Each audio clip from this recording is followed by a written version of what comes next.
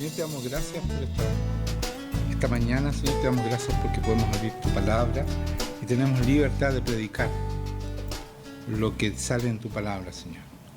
Te damos muchas gracias por eso y te pido que tú tomes mi cuerpo, alma y espíritu y seas tú el que hable, Espíritu Santo. Te pedimos esto en el nombre de Jesucristo. Amén. La semana pasada hablamos, ¿cierto?, del anatema, la maldición. ¿Qué es lo que era anatema y por qué era tan importante que no hubiera maldición en la iglesia? Y leíamos un pasaje de Josué donde los israelitas pierden una batalla porque una persona, una familia de los israelitas habían robado y se habían escondido oro de la guerra anterior, habían escondido oro y otras cosas, y el Señor le dice, y van a donde un pueblo chico que había, dice, iban de Jericó a Jai, H-A-I, a ese pueblo, y van a ver, y dicen, son poquitas, así que vamos, entre 2.000 y 3.000 personas están listos. Bueno, como estaba en maldición, el Señor no los protege, no los ayuda, y tienen que arrancar de ese pueblo, ¿ya? Y era porque el Señor le dice a Josué, porque hay alguien que robó, que tiene anatema, que trajo maldición. Entonces, por eso que es tan importante que cualquier cosa, y después nosotros íbamos al libro con Pablo, ¿no es cierto? Estábamos en Timoteo, y él decía, o en Corintios, y decía, también en Corintios sale que el que nosotros prediquemos otra palabra, sobre todo en Corintios dice, si ustedes ven que yo vengo con otras personas y vienen ángeles y le dicen otro evangelio, eso es anatema, es maldición, trae maldición a la iglesia. Por lo tanto, nosotros deducíamos, ¿no es cierto?, porque la Biblia está para que nosotros entendamos qué pasa con el anatema, deducíamos que al nosotros hacer mal las cosas o a predicar otra palabra, traía maldición a nuestra iglesia. Y a toda iglesia que traiga doctrina falsa, que se hable de lo que no es, o que las personas no cumplan, ¿no es cierto?, con lo que Dios está pidiendo que cumplamos. Entonces es súper delicado el tema, porque nosotros podemos traer maldición a la iglesia en la cual estamos. Y por eso Pablo habla de personas y dice que la sacó, que la entregó a Satanás, porque es grave tener personas que están constantemente haciendo lo malo, están pecando, están sabiendo, están practicando el pecado y no obedecen lo que Dios pide que obedezcamos. Eso trae maldición a la iglesia y hace que el enemigo haga lo que quiera con nosotros. O sea, nos afecta a todos, porque cuando esta familia, ¿no es cierto?, la familia de Acán, que fue la que cometió el pecado, hizo y escondió por avaricia, ¿no es cierto?, este oro y que el Señor había dicho que había que destruir y quemar todo, trajo desgracia para todo Israel, no solo para su familia.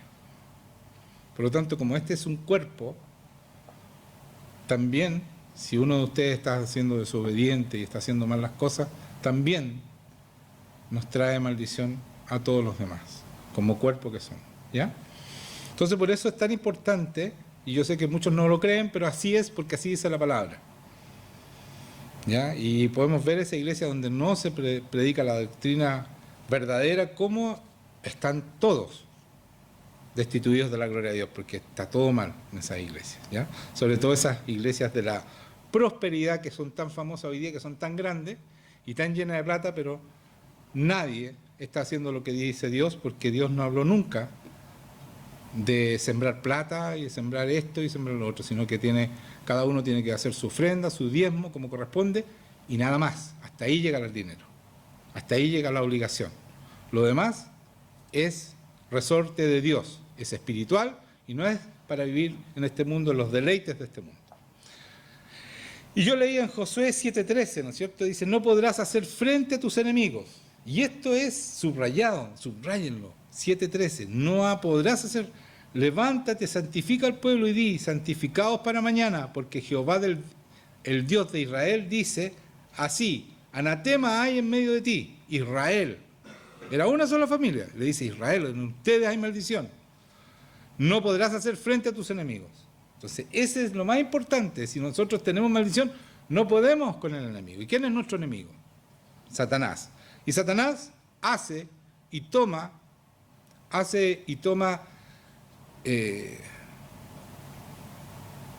poder, ¿no es cierto?, sobre nosotros, y no quise decir poder, sino que toma autoridad sobre las personas que están desobedeciendo.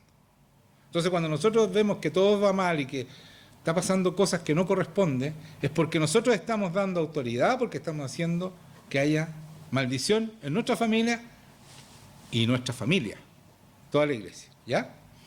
Entonces dice que no podrás hacer frente a tus enemigos hasta que hayáis quitado el anatema de en medio de vosotros, hasta que obedezcan o saquen a las personas que están haciendo lo que no es. Es fuerte esto, ¿no es cierto? Pero ¿saben qué? Si nosotros queremos un avivamiento, tenemos que pulir esta iglesia. Y tenemos que obedecer. Porque mientras haya anatema, el enemigo dice, no, momentito, aquí hay maldición. Por lo tanto, no pueden conmigo. No pueden conmigo, así dice tu palabra, así que no pueden conmigo. Así de importante es que nosotros saquemos la maldición de un lugar. Y en 1 Corintios 12:3 yo leía, sigo la semana pasada, lo quiero recalcar esto porque creo que es fundamental que lo entendamos. ¿Por qué tenemos que obedecer? ¿Por qué no es que me afecta a mí nomás pecar y yo practico el pecado y desobedezco? No te está afectando a ti nomás, estás afectándonos a todos. Por lo tanto, pidámosle, ¿no es cierto?, al Espíritu Santo que nos transforme y nos dé el poder de Dios para superar los pecados que debemos superar el anatema, dice. Por tanto, dice, os hago saber que nadie que hable por el Espíritu de Dios llama anatema a Jesús. O sea, nadie va a negar a Jesús, ¿no es cierto?, si tiene el Espíritu Santo. Y yo recalco esto, ¿por qué? Porque dice después, y nadie puede llamar a Jesús Señor sino por el Espíritu Santo. Por eso que es tan importante el Espíritu Santo, para que nos transforme, nos haga obedecer y podamos de verdad decirle Señor a Jesucristo. Porque ¿qué quiere decir que le digamos Señor a Jesucristo? ¿Que lo respetamos? Porque es nuestro Señor. Y todos le dicen nuestro Señor. Los católicos también dicen Señor Jesucristo. Todos le dicen Señor, pero nadie hace lo que debe hacer con respecto a un Señor, porque yo al Señor le obedezco en todo. De eso se trata. Por eso dice, nadie puede llamar Señor si no es por el Espíritu Santo. Tú sin el Espíritu Santo no puedes obedecer a Dios, y menos a Jesucristo, que es Dios. Por eso dice que nadie puede llamar Señor sino por el Espíritu. Parece que la semana pasada no quedó claro esto, por eso lo estoy repitiendo. Ese es el centro de esta palabra. No es simple. Tú no puedes obedecer, dice, si no es por el Espíritu Santo. Por lo tanto, tú no le puedes decir Señor si tú no le obedeces. No es tu Señor. El Señor dice, el que me ama, obedece mi palabra. De ese soy Señor.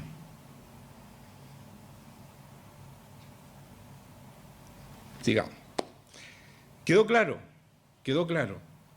Debemos obedecer, obedecer, obedecer. ¿Cómo? Con el Espíritu Santo. Con el Espíritu Santo, dejando que el Espíritu Santo haga la labor que tiene que hacer en cada uno de nosotros. Si nosotros queremos hacerlo a nuestra, si vas tú a tu lugar de oración a solas, lees la palabra, la lees solo, sin pedirle al Espíritu Santo que te revele, y vas y oras y Señor, ahora sí, perdona por mi pecado, voy a cambiar, estás equivocado, tú no vas a cambiar, vas a seguir pecando. Tienes que ir al Señor y decirle, Señor, enséñame la palabra.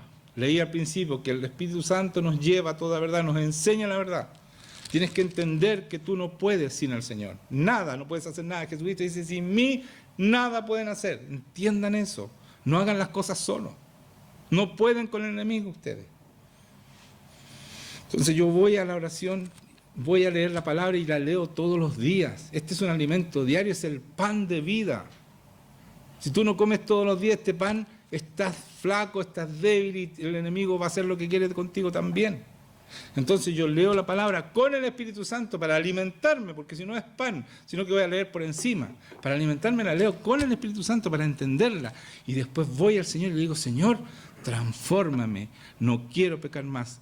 Transfórmame, no quiero superar el pecado.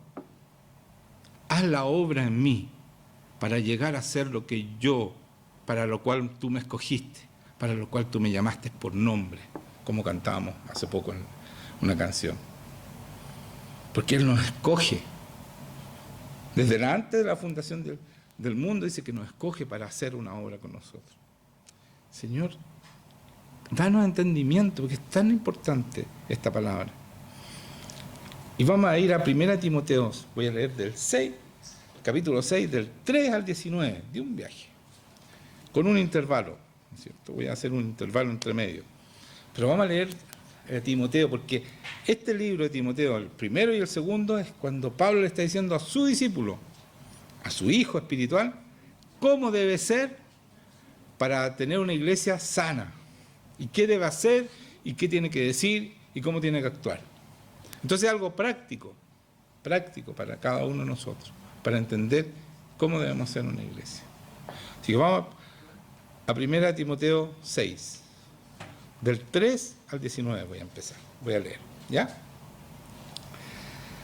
Y empieza con lo mismo que estaba hablando. Si alguno enseña otra cosa y no se conforma a las sanas palabras de nuestro Señor Jesucristo y a la doctrina que es conforme a la piedad, aquí vamos a parar en piedad, porque muchos de nosotros entendemos por piedad lo que sí es piedad, pero no lo que dice aquí en el Nuevo Testamento. El Nuevo Testamento cambia, Pablo, el significado de piedad, porque normalmente piedad es una virtud que inspira por el amor de Dios, una tierna devoción a las cosas santas, por el amor al prójimo, actos de amor y compasión. Eso es la piedad para todo el mundo,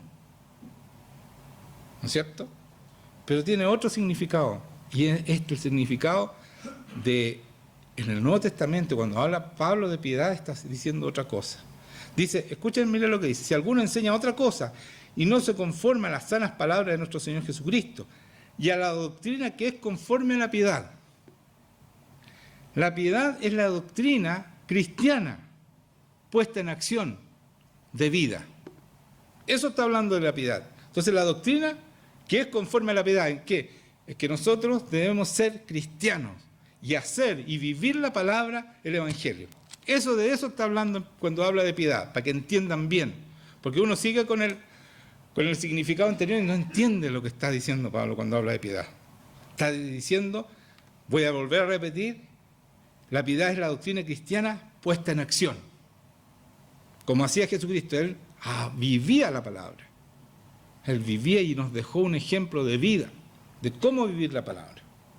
Entonces cuando habla de piedad, Pablo está hablando del cristianismo, bien, como debe ser, viviendo la palabra, no de pura boca, desde aquí del corazón.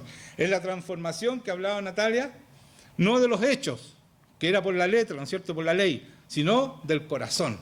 El ser cristiano de corazón, que no solo no pecas de hecho, sino que en tu corazón hay un corazón limpio, que no quiere pecar. Esa es la doctrina de la cual está hablando Pablo en este momento. ¿Quedó claro? Un amén. Ya. ¿Quedó claro, no es cierto? Ya. Para que entendamos esta palabra, porque es muy importante, esta palabra es fundamental. Hay palabras que han sido mal traducidas y siguen con esta mala traducción y empiezan a desviarse, se desvía de la palabra uno. Yo les voy a poner un ejemplo. En castellano, Jesucristo dice que el reino de Dios se ha acercado. El reino de Dios está aquí. Esa es la traducción verdadera, llegó. No se acercó, porque se acercó puede estar a 10 kilómetros y se acercó, o a 1000 kilómetros y se acercó, porque antes estaba por allá lejos en los cielos, ahora está a 500. Y muchas iglesias creen que no ha llegado todavía porque se acercó nomás. Entonces cambia toda la doctrina por una palabra mal traducida, como esta de piedad, que todos creen que ser piadoso es andar haciendo solamente buenas obras como hacen los católicos. Y perdón por los católicos, pero es así. Hacen pura buena obra y no hacen nada de lo que dice Dios porque no les interesa la palabra. No les interesa, no la leen, no la saben, ni se les ha revelado tampoco, porque la única manera de que sea revelada esta palabra es tener una relación con Dios a través del Espíritu Santo. No hay otra manera. Entonces no digan que yo leía, yo católico, yo leía, yo también fui católico y leí, por muchos años no entendía nada, no tenía ni idea de lo que era ser cristiano. Así que lo digo con autoridad, porque yo iba todos los domingos, no era un cristiano, un católico nominal, ¿no es cierto? Es el católico de pura boca. Yo iba todos los domingos, nunca caché nada, ni siquiera lo que estaba rezando sabía lo que era. Porque me lo aprendía de memoria y lo decía pensando en otras cosas, porque no nos enseñan la verdad. Amén. Ya. Entonces nos vamos a, dice, palabra de nuestro Señor Jesucristo y la doctrina que es conforme a la piedad.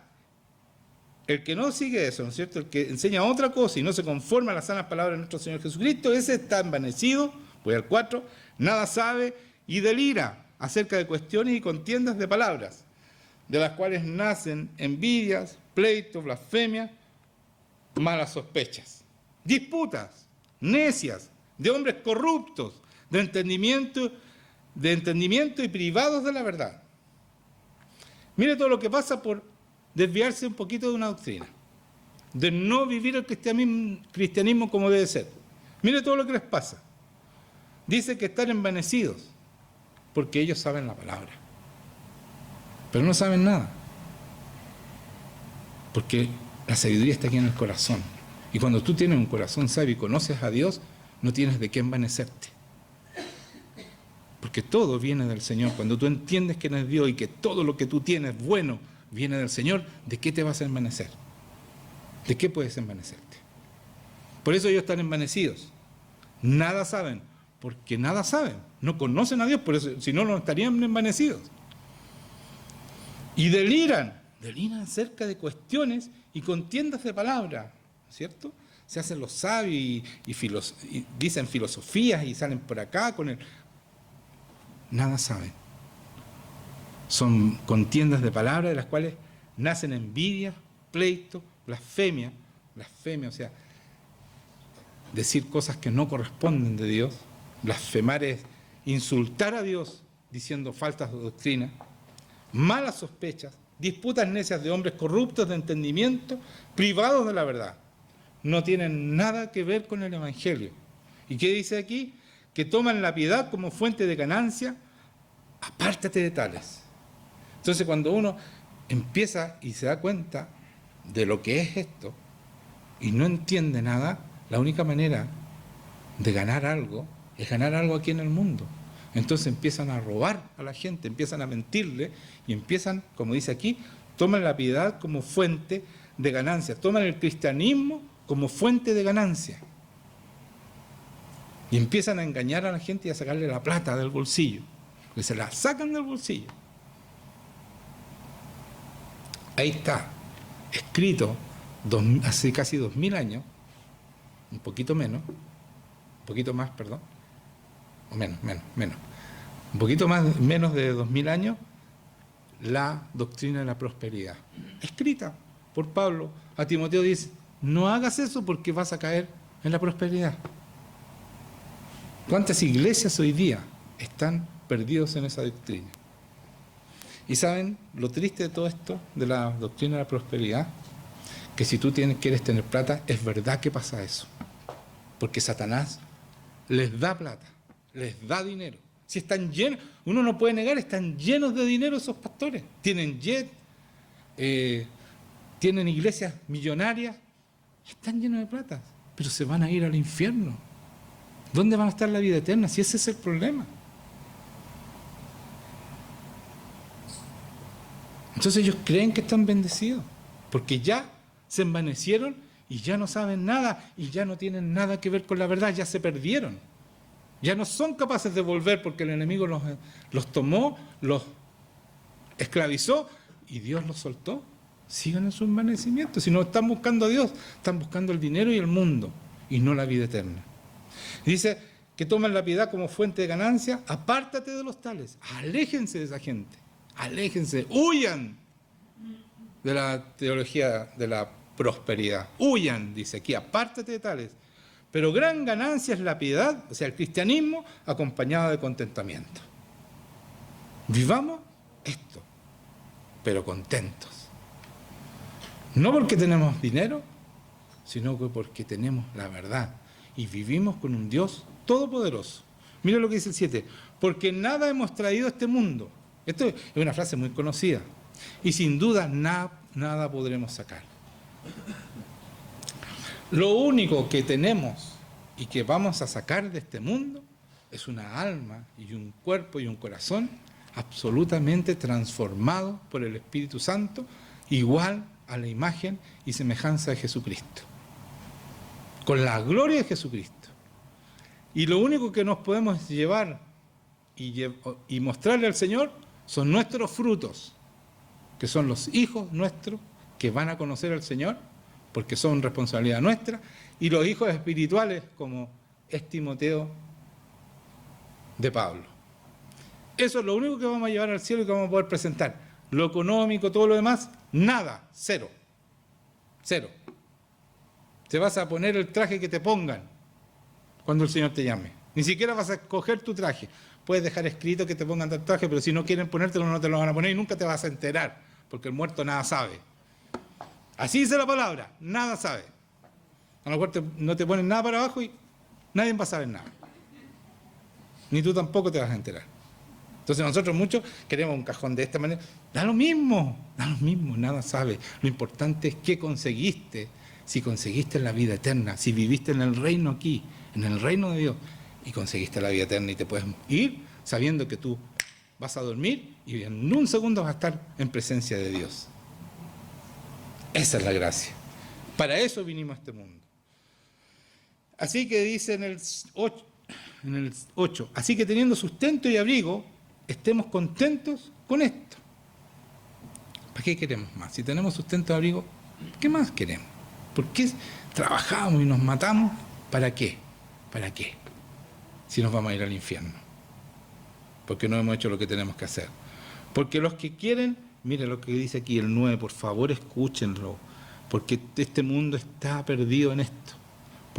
Porque los que quieren enriquecerse caen en tentación y lazo, y en muchas codicias necias y dañosas, que hunden a los hombres en destrucción y perdición. Y escuchen esto, porque raíz de todos los males, no de algunos, de todos los males, escuchen esto por favor los que son codiciosos, raíz de todos tus males es el amor al dinero. Yo no digo que uno no puede tener dinero y que si tiene dinero está perdido. No es eso, es el amor al dinero el que te pierde. El que tú prefieres tu dinero a cualquier cosa, a obedecerle a Dios, por ejemplo. Eso es codicia, es avaricia.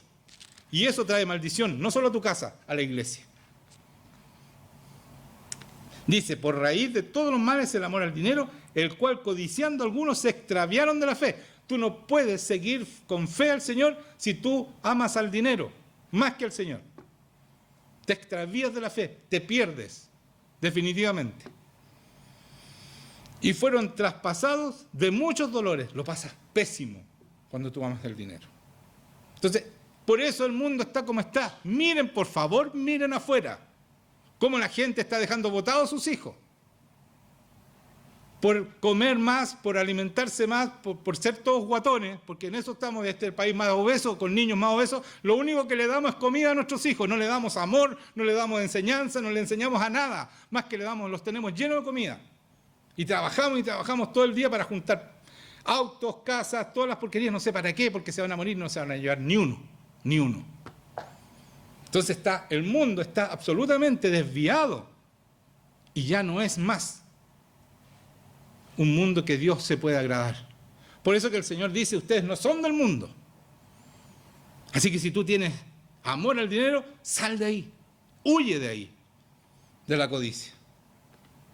Se extraviaron de la fe, no puedes tener fe. Y por eso tu confianza está en el dinero. Tú no tienes fe en Dios. Y dice, se extraviaron de la fe y fueron traspasados de muchos dolores. Lo pasan pésimo, vuelvo a repetir, pésimo. Y después viene el 11. Y escuchen esto. Mas tú, hombre de Dios, le dice a Timoteo, y a cada uno de ustedes, porque ustedes son cristianos y son hombres de Dios, y mujeres de Dios, huye de estas cosas. Me adelanté. huyan de la codicia. ¿Para qué quieren tanto dinero? ¿Por qué se esfuerzan tanto para decir tengo tal auto, tengo tal otra cosa, o tengo tal casa? ¿Para qué se esfuerzan tanto? Si lo más importante son tus hijos. Dale tiempo a tus hijos, enséñales a obedecer, enséñales a amar, enséñales a dar. Porque si tú no eres avaro y no das, tu hijo también va a ser igual, va a heredar tu avaricia. Mas tú, hombre de Dios, huye de estas cosas y sigue la justicia. Escuchen, la justicia, la rectitud, la piedad, el cristianismo, la doctrina del cristianismo, la fe, el amor, la paciencia, la mansedumbre. Un hombre manso obedece a Dios absolutamente en todos sus mandamientos, no en el que me conviene a mí, el cuando yo quiero, en todo obedece. Y entonces el Señor puede actuar a través tuyo. Pelea la buena batalla de la fe. Escuchen, esto es una batalla. Esta es una guerra, hermanos míos. Escuchen bien, esta es una guerra. Y el que no obedece va a ser herido y va a ser asesinado por Satanás. Porque es la muerte segunda. Tú te puedes morir hoy día y te vas a ir al infierno. Y ese es el asesinato de Satanás.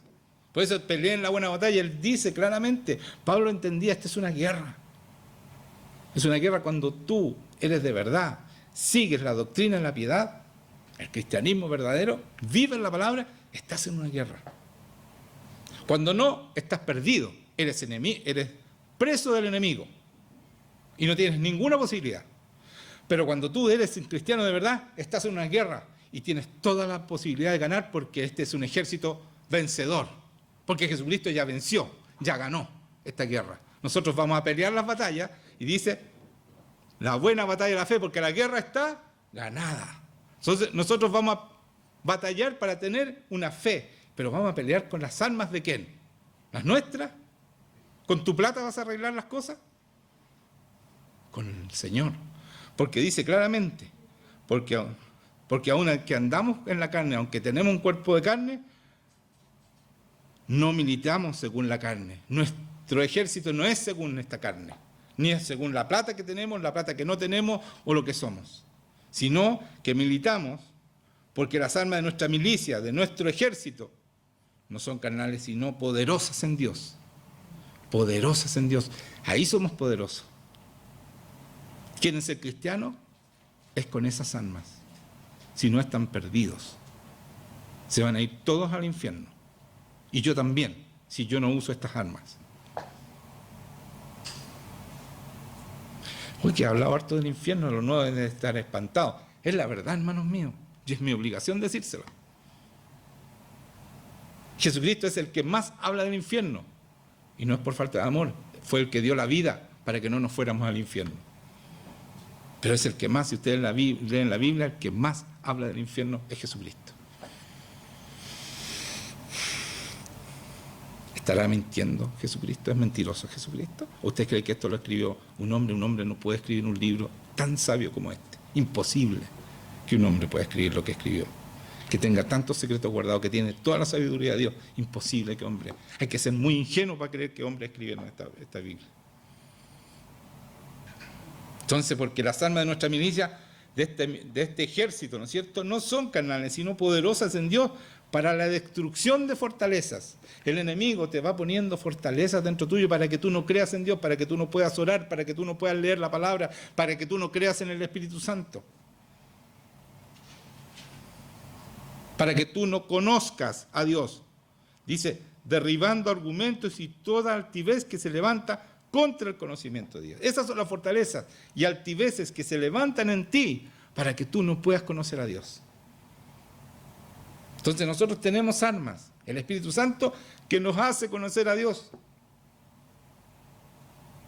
y su poder. Por eso el Señor le dice a los apóstoles, no salgan de Jerusalén hasta que sean investidos de poder, hasta que tengan el Espíritu Santo. Tengan estas armas que son suficientes para la destrucción de la fortaleza, no solo mías, sino las de ustedes también. Porque el Espíritu Santo sale cuando yo hablo, porque yo soy un hombre espiritual, porque tengo el Espíritu Santo. Y tengo el poder de Dios, y cuando yo hablo, estas palabras se vuelven espíritu, y sale el Espíritu Santo y abre y entra en sus corazones, y ustedes se convencen. Y el Señor les habla después, y los convence de que esto es verdad, Eso es lo que hace el Espíritu Santo. Y esas rompe las fortalezas que tenemos, derribando argumentos y toda altivez que se levanta en contra del conocimiento de Dios. Y llevando cautivo. ¿Qué significa? Que nosotros rompemos toda esta fortaleza y rompemos todo lo que hay en contra del conocimiento de Dios, que lleva cautiva todos tus pensamientos a obedecer a Cristo. Por fin, aleluya, vamos a obedecer a Cristo. ¿Cuándo? Cuando rompamos, dejamos que el Espíritu Santo rompa definitivamente esas fortalezas que tú tienes en contra de Dios.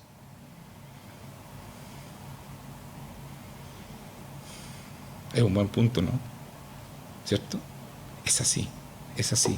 Es la única manera de poder entender la Biblia, de poder ir todos los días contento a leer la Biblia, y no que estés luchando, que te está tironeando el enemigo para que no leas, para que no ores, para que no puedas. Y te vas a leer y te quedas dormido, te llaman. El enemigo está ahí, que tú no leas, que tú no uses esta arma, que tú no pertenezcas a este ejército, porque él sabe que si tú perteneces y haces las cosas, como dice aquí, de acuerdo a la piedad, ¿no es cierto?, a la doctrina de la piedad, o sea, haces lo que hace un cristiano, él está perdido, no solo contigo, con cualquiera que tú vayas y hables, va a estar perdido, porque el Señor se va a manifestar a través tuyo. Amén. Ya, vamos a seguir. La buena batalla, ¿no es cierto? Pelea la buena batalla, ya, y mire, después que peleamos la buena batalla con lo que acabo de repetir y de requete decir, ¿qué pasa cuando pasa de todo eso que usamos, ¿no es cierto?, el Espíritu Santo, y rompemos toda esta fortaleza que Él... Y ¿sabes qué? Esa fortaleza, se me olvidó decirle esto, son demonios que tienen dentro de ustedes, que les hablan y hacen lo que quieran con ustedes. Por eso que hay que liberar a la gente, por eso Jesucristo liberaba a cada rato a la gente, ¿encontráis? Sanaba enfermos, echaba fuera demonios y resucitaba muertos, limpiaba leprosos, etcétera, etcétera. Pero principalmente era eso, ¿ya? Entonces, estas fortalezas no son que yo creo o yo tengo algo en contra del conocimiento de Dios. Son espíritus inmundos que fueron puestos en ustedes por Satanás para que cuando conozcan a Dios, cuando vengan a una iglesia de verdad, no le crean y salgan de aquí. Y se los lleva y los tironea y no les permite venir. Porque es una guerra, pues. Es una guerra donde hay heridos, muertos, traidores, de todo lo que hay en una guerra. De todo. Y ser traidor es re fácil. Cada vez que yo peco estoy dejando que el enemigo entre. ¿Y qué estoy haciendo? Estoy dejando que mi ejército, le estoy abriendo una brecha para que el enemigo entre.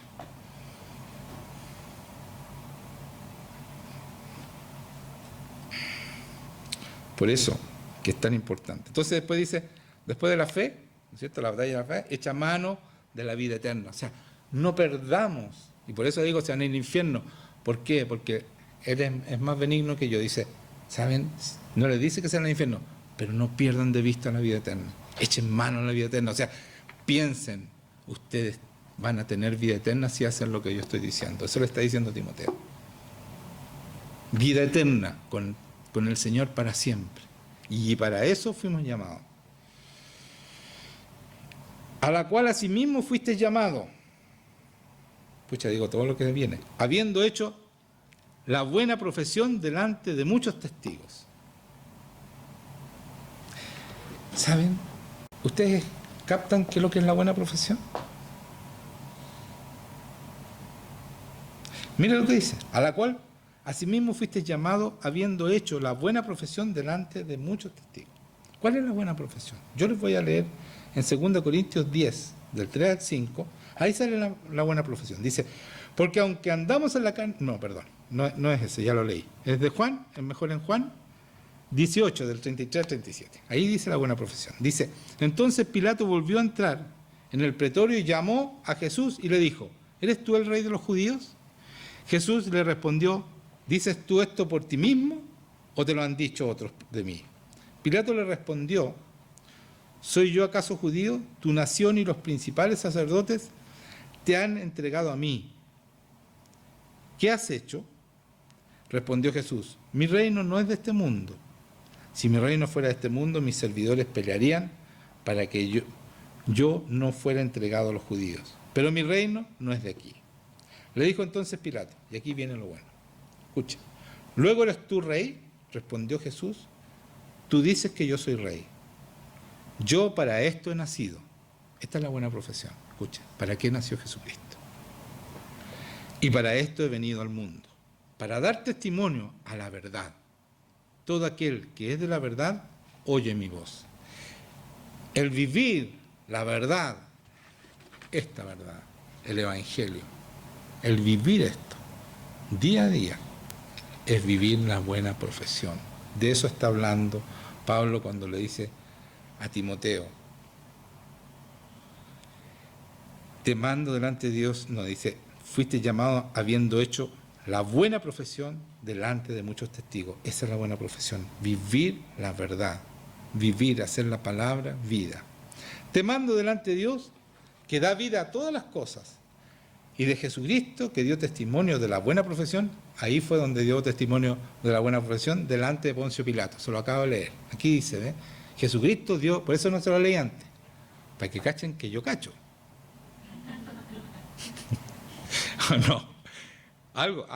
Algo entiendo. Eso es gracias al Espíritu Santo. ¿Cuál es la buena profesión? Se lo leo de nuevo, porque dice, te mando delante de Dios, que da vida a todas las cosas, y de Jesucristo, que dio testimonio de la buena profesión delante de Poncio Pilato. ¿Cuál es? Le dijo entonces Poncio Pilato, luego eres tú rey. Respondió Jesús, tú dices que yo soy rey, pero para esto he nacido. Aquí está. Aquí está el testimonio de Jesucristo. Y para esto he venido al mundo, para dar testimonio a la verdad, para ser testigo de la verdad. Todo aquel que es de la verdad, oye mi voz. Todo cristiano, oye a Jesucristo. Esa es la buena profesión. Para ser testigo. ¿Qué le dijo a sus apóstoles? No salgan de Jerusalén. No se les ocurra salir a predicar. Hermanos míos, no se les ocurra a ustedes salir a predicar si no tienen el Espíritu Santo, hasta que sean investidos de poder. Y entonces serán testigos en Jerusalén, Samaria, en toda Judea y hasta los confines de la tierra. Entonces hacemos la buena profesión. Él, Timoteo, tenía el poder de Dios, y al igual que Pablo, el Espíritu Santo. Y no digan, entonces no voy a salir porque no tengo el Espíritu Santo. Búsquenlo con desesperación. No se queden sentados. Esa es su obligación. Ustedes son cristianos, busquen el Espíritu Santo. No tienen más excusa de seguir sentados y usando el Espíritu Santo de Juan Manuel Freire. No más. Búsquenlo. Cada uno debe tener el Espíritu Santo. No pueden andar con unción prestada toda la vida. Ustedes tienen que tener una relación con Dios. Me enojé también. Ya. Entonces, después de eso, ¿no es cierto? Saltamos del 13 al 14. Dice, que guardes el mandamiento sin mácula ni reprensión hasta la aparición de nuestro Señor Jesucristo. ¿No es cierto? ¿Cuál es el mandamiento? El Evangelio, de vivir en la verdad. La cual, a su tiempo, mostrará el bienaventurado y solo soberano, Rey de reyes y Señor de señores. El único que tiene inmortalidad, que habita en luz, inaccesible, a quien ninguno de los hombres ha visto ni puede ver. Está hablando de Dios Padre, ¿no es cierto? Al cual sea la honra, el imperio sempiterno. Amén. Se le da la gloria a quien corresponde. Gracias, Señor, por esto. Y a los ricos de este siglo, aquí viene la aclaración, a los que se envanecen y aman la plata. A los ricos de este siglo, dice, manda que no sean altivos, ni pongan la esperanza en la riqueza.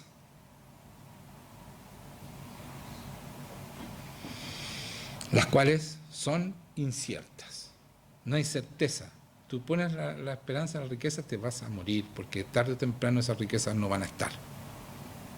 Son inciertas. Y eso está diciendo Dios. Sino en el Dios vivo. O sea, no pongan la confianza en la riqueza, sino en el Dios vivo. ¿Para qué? Que nos da todas las cosas en abundancia para que las disfrutemos. Escúchenme esto. Yo en Ezequiel, no me acuerdo dónde está, pero yo descubrí una vez que decía que pueden tener toda la plata que quieren, pero no la van a disfrutar. Porque el Señor es el dueño del don de disfrutar las cosas. ¿Qué les parece eso? Él te da el don para disfrutar tu vida. Mientras Él no te lo dé, entonces ¿cómo nos da el don? Por eso que dice aquí, y no confíen en las riquezas que son inciertas, sino en el Dios vivo que nos da todas las cosas en abundancia para que las disfrutemos. Él nos da el don de disfrutar las cosas.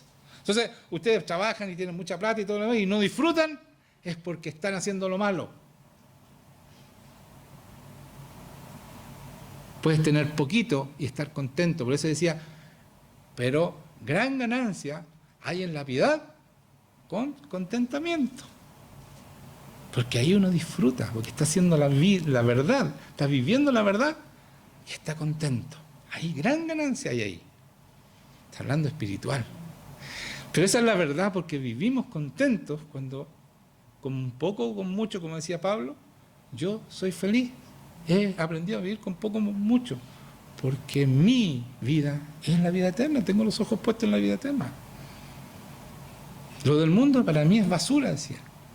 No sé si morir o vivir. Para mí el morir es ganancia, porque voy a estar directamente con el Señor, en vivo y en directo. Pero estoy aquí por ustedes, dice Pablo. No me quiero desviar, pero para que entiendan lo importante. Y cuando nosotros logremos creer como creía Pablo, ahí vamos a disfrutar las cosas simples, ¿no es cierto?, de esta vida. Dice que hagan bien, que sean ricos en buenas obras. No rico en plata, en buenas obras, dice. Dadivosos y generosos, atesorando para sí buen fundamento. El buen fundamento es la doctrina, ¿no es cierto? El fundamento para vivir esta doctrina, para lo porvenir, que echen mano nuevamente a la vida eterna. La vida eterna, Pablo dice, la vida eterna, preocúpate de la vida eterna. ¿Por qué será? ¿Será porque es por gracia la cosa? ¿Porque es fácil tener la vida eterna? No, pues. Vamos a 2 Timoteo, capítulo 2. 2 Timoteo, capítulo 2. Pasamos a 2 Timoteo. Le sigue hablando Timoteo Pablo. Mire, es un poco larga esta prédica, pero créanme que es muy buena. Esto el Señor me ha estado revelando así, día a día, para que le diga a la iglesia. Me he saltado cosas, ¿ya? Pero esto fue lo que el Señor eligió para ustedes. Dice, tú pues, hijo mío, y para mí también, esfuérzate en la gracia que es en Cristo Jesús. Y yo dije, ¿cómo es la cuestión? Si la gracia es un regalo, ¿por qué me voy a esforzar para que me regalen? Aquí hay una contradicción. Me dije yo. Y no hay contradicción. Porque la gracia no es como dicen los demás. Si la gracia fuera que yo digo una oración y estoy salvado y estoy listo, entonces ¿en qué me esfuerzo? ¿Para qué me esfuerzo?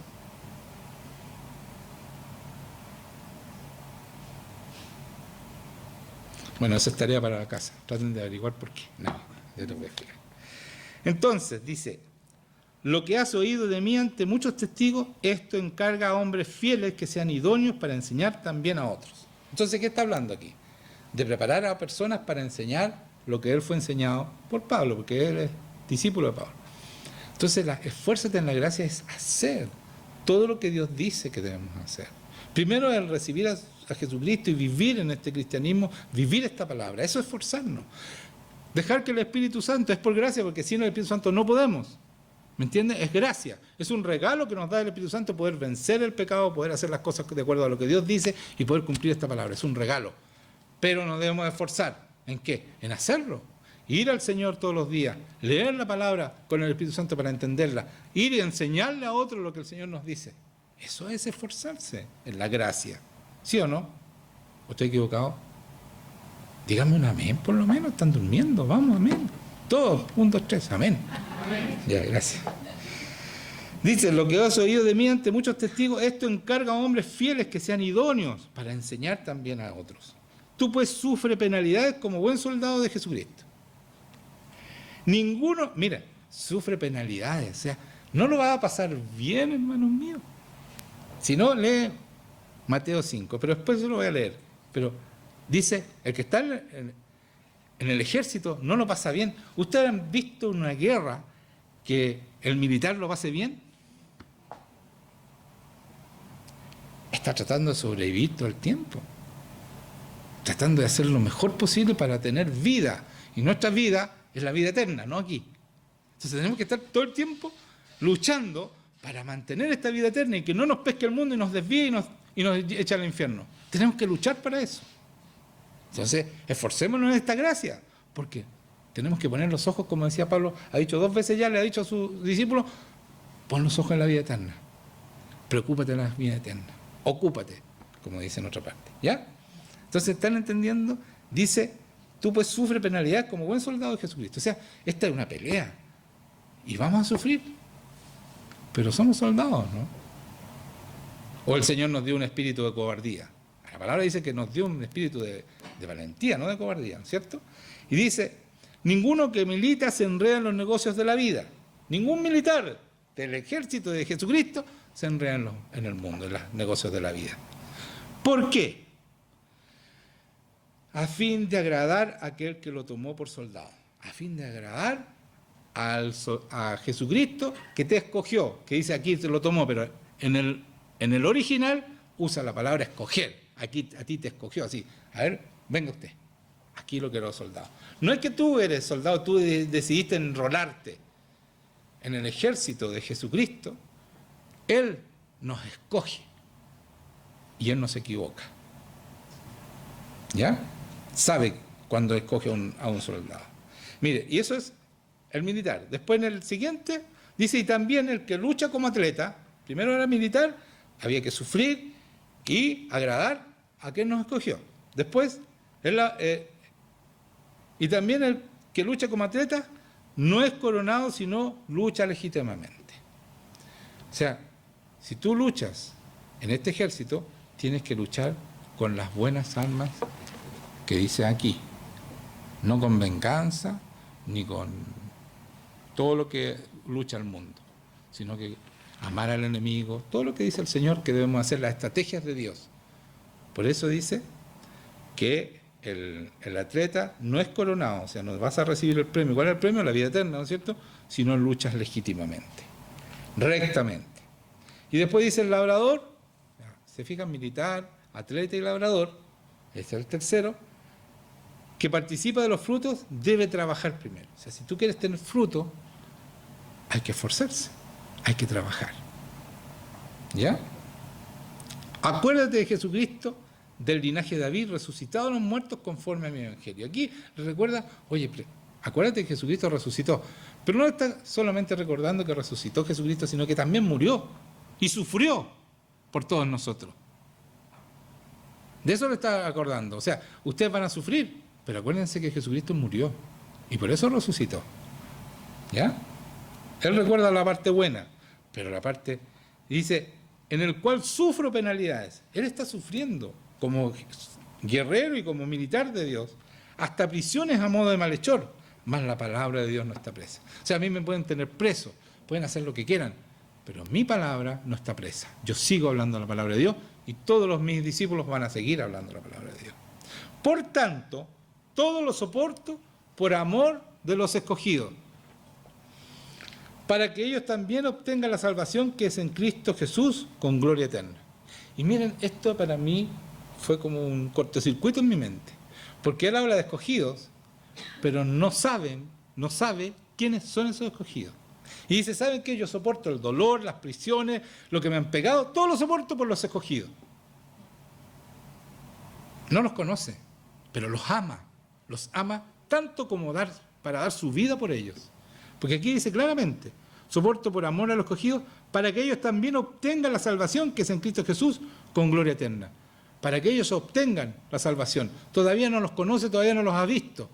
Pero va a haber mucha gente que a través de Pablo, como se siguen convirtiendo a través de Pablo, hoy día, a través de sus libros, a través de lo que él dejó escrito, se siguen convirtiendo gente y siguen encontrándose con Dios y se sigue salvando, obteniendo la salvación que es en Cristo Jesús para gloria eterna. Porque si no tuviéramos los libros de Pablo, créanme, no entenderíamos el Evangelio y no podríamos vivir el Evangelio como dice que debemos vivir. Sí, gloria a Dios por ese hombre que se sacrificó hasta la muerte por Jesucristo. Y por los que iban a venir, por nosotros también. Aquí está hablando los que alcanzan salvación, está hablando también de nosotros.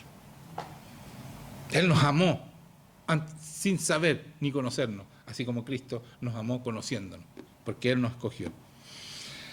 Y dice, palabra fiel es esta. Entonces cuando nosotros nos sacrificamos y hacemos esto, es por mucha gente. Yo estoy orando constantemente por los escogidos.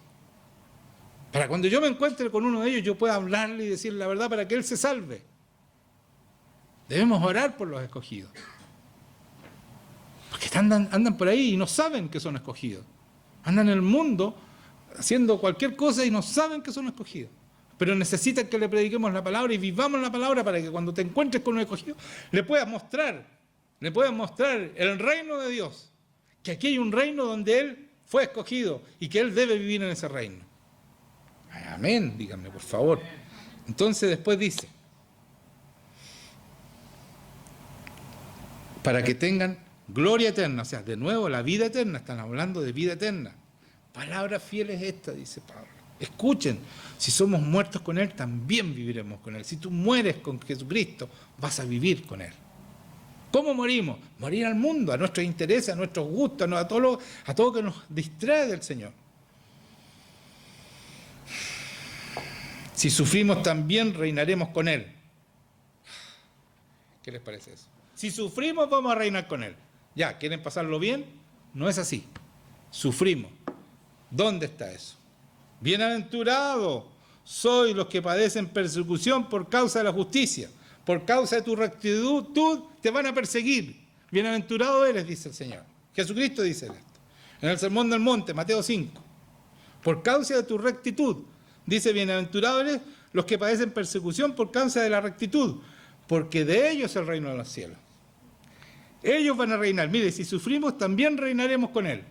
¿De quién es el reino de los cielos? Los que sufren, los que son perseguidos, los que... Si tú eres cristiano, te van a rechazar. Es parte de esto. Pero ¿quieres reinar con el Señor? Ese es el costo. ¿Te gusta el mundo? No vas a tener vida eterna. El Señor está aquí. Está contento con lo que estoy diciendo. Está feliz. A lo mejor ustedes no están muy felices, pero está feliz el Señor con lo que estoy diciendo. Tengo la mano del Señor aquí, en mi pecho. Está confirmando. Sigue Juan Manuel, dice. Si sufrimos, también reinaremos con Él. Bienaventurados son los que padecen persecución por causa de la justicia, porque de ellos es el reino de los cielos. El Señor jamás nos mintió. Jamás nos vendió pomadas como le vendemos pomadas a la gente, que esta cuestión es buena, que vamos a pasarlo bien. Es lo mejor. Es la mejor vida, porque no hay otra vida sin el Señor. Pero no lo vamos a pasar bien porque el mundo nos va a rechazar y el enemigo nos va a tratar de sacar de Jesucristo, de las manos de Jesucristo, pero el enemigo no puede. Si nosotros obedecemos, no solo no puede sacarnos, sino que nos tiene que obedecer Él. Él está en nuestros pies, está aquí abajo. Y me tiene que obedecer si yo hago bien las cosas. Les tiene que obedecer a ustedes también, porque el Señor nos dejó la herencia de victoria sobre Satanás. Y es así, yo se los puedo demostrar, es así. El enemigo me tiene que obedecer, porque en el nombre de Jesucristo Él tiene que someterse, porque así quedó escrito, y así es la verdad, así lo hizo el Señor cuando murió y resucitó. Y si le negáramos a Él, también nos negará, dice después. ¿No es cierto? Después que dice, si sufrimos también reinaremos con Él, pero si lo negamos, Él nos va a negar. Ustedes negan al Señor, de repente no quieren hablar de Dios porque los van a rechazar y todo, bueno, Él también los va a rechazar. Eso dice aquí, no lo digo yo. Y dice, y si fuéramos infieles, Él permanece fiel. Él no puede negarse a sí mismo. Y aquí, todos los que les gusta la cosa blanda, ¿no es cierto?, están felices porque, aunque yo sea infiel, el Señor es fiel conmigo. No me va a echar al infierno. No, porque Él sigue siendo fiel. Me va a salvar. Es lo que dice aquí. Si fuéramos infieles, Él permanece fiel.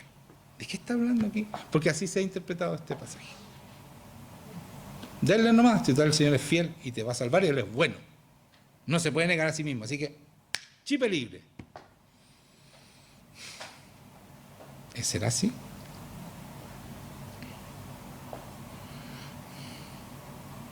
Miren Romanos 3, no, pero Romanos 6, 3. Romanos 3, no, perdón, 3.1, perdón, 3.1. Estoy medio confuso. Romanos 3, versículo 1. Es que voy a leer un poco para entrar en el contexto, ¿ya? cuando dice infiel, infieles, está hablando de incrédulos. Esa es la palabra infiel aquí. ¿Ya? Está un poquito confusa la traducción. Pero la verdadera palabra que dice aquí, si fuéramos incrédulos, Él permanece fiel. ¿Se entiende diferente, no es cierto? ¿Cierto que es diferente? No me ponga cara de duda, es la verdad. Ya. Dice, ¿qué ventaja tiene pues el judío o de qué aprovecha la circuncisión? Mucho, en todas maneras, primero ciertamente que les ha sido confiada la palabra de Dios. Está hablando de los judíos y los gentiles, que hay ventaja, sí, esa es la ventaja.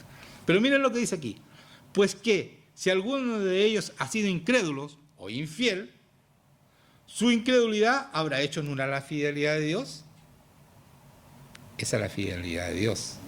Aunque tú seas incrédulo, haces nula la fidelidad de Dios. Por eso que dice, si fuéramos incrédulos, Él permanece fiel. Si fuéramos infieles, permanece fiel. ¿Se dan cuenta? ¿Están entendiendo un poquito? ¿Todavía no? ¿Tiene cara de duda? Mire, pues si algunos de ellos han sido incrédulos, su incredulidad habrá hecho nula la fidelidad de Dios. Dios sigue siendo fiel, aunque tú seas incrédulo. Por eso dice, si fuéramos incrédulos, Él permanece fiel. Y mire lo que dice en el 4. De ninguna manera, o sea, ninguna manera es infiel el Señor, aunque tú seas incrédulo. Antes bien sea Dios veraz y todo hombre mentiroso, como está escrito, para que sea justificado en las palabras y venzas cuando fuere juzgado. Para que sea justificado en tus palabras y venzas cuando fuere juzgado. Y si nuestra injusticia hace resaltar la justicia de Dios, ¿qué diremos? ¿Será injusto Dios que da castigo? O sea, Él sigue siendo fiel porque te las va a dar por ser incrédulo. De eso está hablando. Aunque tú seas incrédulo, Él va a seguir siendo fiel, te las va a dar, te va a corregir. Y si no, vas a recibir castigo. Hablo como hombre. En ninguna manera, de otro modo, ¿cómo juzgará Dios al mundo? O sea, el Señor tiene que seguir juzgando al mundo. Aunque tú seas un hombre escogido por Dios y estás siendo incrédulo, Él te las va a dar, te va a corregir hasta que te saque adelante. Y si no te saca adelante, vas a perder la vida eterna. Por eso que habla tanto de esto. Pero mire, voy a leerlo de nuevo, al 3. Pues que, si algunos de ellos han sido incrédulos, en pregunta, pues que si algunos de ellos han sido incrédulos, su incredulidad habrá hecho nula la fidelidad de Dios. De ninguna manera. Entonces por eso dice, aunque ustedes sean infieles, el Señor sigue siendo fiel. ¿Ya? Antes bien sea Dios veraz y todo hombre mentiroso. O sea, tú puedes ser incrédulo, mentiroso, todo. El Señor siempre va a ser veraz. Siempre va a decir la verdad. ¿Cierto? Como está escrito, para que sea justificado en tus palabras y venzas cuando fuere juzgado. Y si nuestra injusticia hace resaltar la justicia de Dios, ¿qué diremos? ¿Será injusto Dios que da castigo? No, no es injusto. Él tiene que castigar, tiene que corregir, sigue siendo fiel. ¿A qué es fiel? A la palabra, a su palabra. Y cuando tú eres infiel, eres injusto y eres incrédulo. Cuando tú eres incrédulo, eres injusto, porque cuando tú no crees, cometes pecado. Porque no crees en este Dios tremendo, poderoso. No lo respetas. Y crees más en los hombres. Y creen que hay mucha gente que cree tan poco que creen que van a ganar esta guerra. Por ejemplo, los satanistas, ellos creen que van a ganar. Si no, no estarían adorando a Satanás. Y hay mucha gente que creen que esto es una mentira. Pero Dios dice que Él es fiel y va a cumplir su palabra como la ha cumplido hasta hoy día. ¿Y saben por qué la va a cumplir? Porque ya lo que dijo Dios ya está hecho. Lo que está escrito aquí está hecho. No tenemos por dónde perder. Así que, ¿estamos en un ejército ganador? Sí, Señor. Dice, en ninguna manera, de otro modo, ¿cómo juzgaría Dios al mundo? Ahí quedamos, ¿ya? O sea, Él tiene que juzgar, tiene que seguir siendo fiel, aunque nosotros seamos infieles, seamos incrédulos. El 14. Recuérdales esto, le dice para terminar, exhortándoles delante del Señor a que no contiendan sobre palabra. Aquí de nuevo la contienda. Lo cual para nada aprovecha, sino que es para perdición de los oyentes. Procura con diligencia presentarte a Dios aprobado, como obrero que no tiene de qué avergonzarse, que usa bien la palabra de verdad, ¿cierto? O sea, usa bien tu palabra de verdad, no digas cosas que no corresponden. Más evita profanas y vanas palabrerías, porque conducirán más y más a la impiedad, conducirán en contra del cristianismo, ¿cierto? Y su palabra carcomerá como gangrena. ¿Quiénes? Las profanas y vanas palabrerías, de las cuales son Himeneo y Filisteo. Y aquí Fileto, aquí nombra a dos personas. Pablo no tenía ningún problema en juzgar a personas y decir, ¿saben qué? Estos dos no sirven, porque están haciendo lo que no corresponde.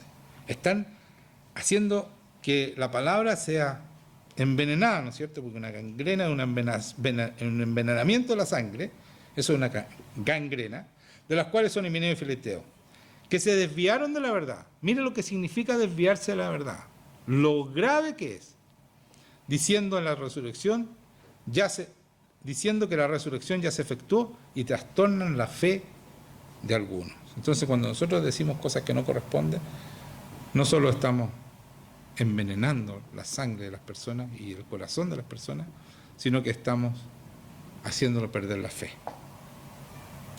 Pero el fundamento de Dios es firme, teniendo este sello: conoce al Señor a los que son suyos. Y vuelve a repetir lo que dijimos antes. Y apártese de iniquidad todo aquel que invoca el nombre de Cristo. Entonces, esto es lo más importante. Este es el sello. El fundamento de Dios está firme teniendo este sello. O sea, la piedad, ¿cierto? La doctrina de la piedad está firme teniendo este sello. ¿Cuáles son? Conoce al Señor a los que son suyos. Jesucristo te conoce. ¿Y cómo te conoce? Tú tienes que ir a Él y tener una relación con Él. No hay otra manera que te conozca. Que Dios los conoce a todos. No, está hablando de conocer, de intimidad. Cuando habla de conocer aquí está hablando de intimidad entre un esposo y una esposa. Ese tipo de intimidad está hablando. O sea, que tú pasas tiempo con Él todos los días. Y después dice, apártese de iniquidad todo aquel que invoca el nombre de Cristo. Apártese de la maldad, de las cosas malas, de los pecados. Pero en una casa grande no solamente hay utensilios, y aquí terminamos, de oro y plata, sino también de madera y barro. Unos son para uso honroso y otros para usos viles. Así que si alguno se limpia de estas cosas, ¿no es cierto? Como decía antes, apártense de iniquidad y todo lo demás. Si uno se limpia de estas cosas, será instrumento para honra, santificado, útil al Señor y dispuesto para toda buena obra. Entonces, cuando nosotros tenemos este sello, ¿no es cierto?, el fundamento de Dios está firme, conocer a Dios, tener una relación con Jesucristo y apartarnos de toda maldad, entonces nosotros somos instrumentos para honra, santificados, santos, eso significa santificado, útil al Señor y dispuesto para toda buena obra. Huye también de las pasiones juveniles y sigue la justicia, sigue la rectitud, la fe, el amor y la paz, con los que de corazón limpio invocan al Señor. Pero desecha las cuestiones necias e insensatas, sabiendo que engendran contiendas. Porque el ser siervo del Señor no debe ser contencioso. Déjense de pelear. No deben contender. Así está diciendo así, el siervo del Señor no debe ser, sino amable con todos, apto para enseñar, sufrido. O sea, en el ejército vamos a sufrir. Que con mansedumbre corrija a todos los que se oponen, por si quizás Dios les conceda que se arrepientan para conocer la verdad y escapen del lazo del diablo en que están cautivos a voluntad de Él. Eso es un siervo de Dios. Cuando ustedes no discutan del Señor, cuando le empiecen a rebatir cosas, la gente que no conoce a Dios o que no conoce la palabra, porque en su ignorancia empiezan a decir un montón de leceras, uno no debe contender con ellos. Porque aquí dice claramente, porque el siervo del Señor no debe contender, no debe ser contencioso, sino amable para con todos, apto para enseñar y sufrido. ¿Ya? Que con mansedumbre corrija a los que se oponen. No peleando, con mansedumbre corrijamos a los que se oponen. Por si quizás Dios le conceda que se arrepientan para conocer la verdad. Porque esas pobres están atrapados y esclavos de Satanás. Entonces, ojalá que Dios con nuestra mansedumbre, el Señor le conceda que se arrepientan para conocer la verdad. Y escapen, escuchen esto, del lazo del diablo en que están cautivos a voluntad de Él. Son esclavos de Satanás. Entonces ellos te van a discutir y van a pelear, pero tú no caigas en eso. Sé manso y corrígelo. Y si siguen con la pelea, para, porque no es bueno ni para ti, ni para los que están escuchando, ni para la persona que está ahí. ¿Ya? Aunque tú tengas toda la razón y toda la sabiduría y sea todo lo que están diciendo es por ignorancia, porque no conocen la palabra de Dios y menos a Dios. Amén. Ya, vamos a terminar entonces. Vamos a... Póngase de pie.